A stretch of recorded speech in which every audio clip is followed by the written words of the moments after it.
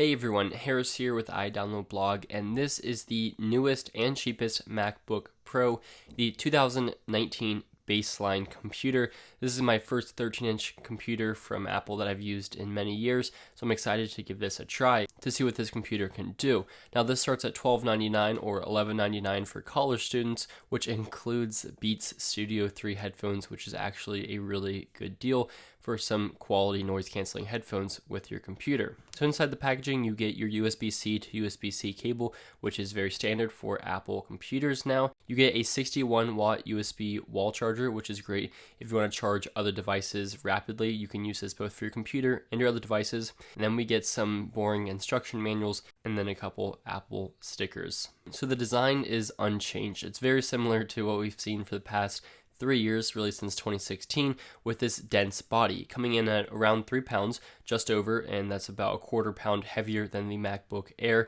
It's 11.97 inches wide, or 30.4 centimeters, and 8.36 inches tall, or 21.24 centimeters, coming in at around 0.6 inches thick, or 1.49 centimeters. So a compact device, but definitely pretty dense at over 3 pounds.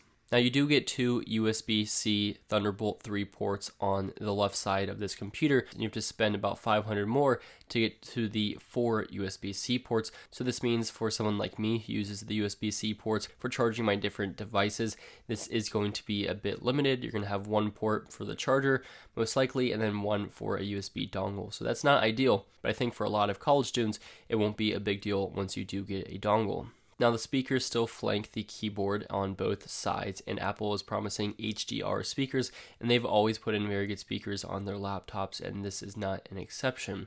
But up top you can see that you do have the touch bar, and this is the cheapest MacBook Pro to have a touch bar ever.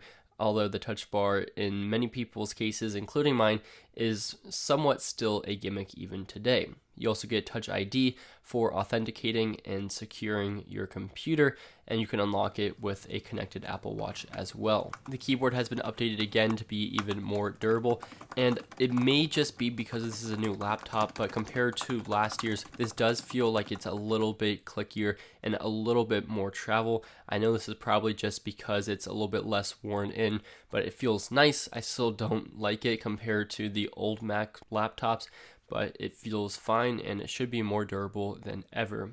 The glass trackpad is unchanged and excellent. Now, one of the interesting points of this is that it starts with a 1.4 gigahertz processor, which sounds pretty low when you look at it just on paper, but that has turbo boost up to 3.9 gigahertz, and it is quad core, which is the base for the 13-inch MacBook Pro. It doesn't have dedicated graphics card, but it has the Intel Iris Plus 645, and it comes in at 8 or 16 gigabytes of RAM, and between 128 for the starting up to 2 terabytes of solid state drive, and it will be very, very fast solid state performance, which is definitely a pro and will definitely keep this computer snappy. Apple is promising 10 hours of battery life for web browsing on this computer, which isn't terrible, but is not as good as the MacBook Air. So it's going to be hard to tell if this is really worth it over the MacBook Air for a lot of students. Essentially, it adds a slightly brighter 500 nit screen, as well as some other amenities such as the touch bar and Touch ID.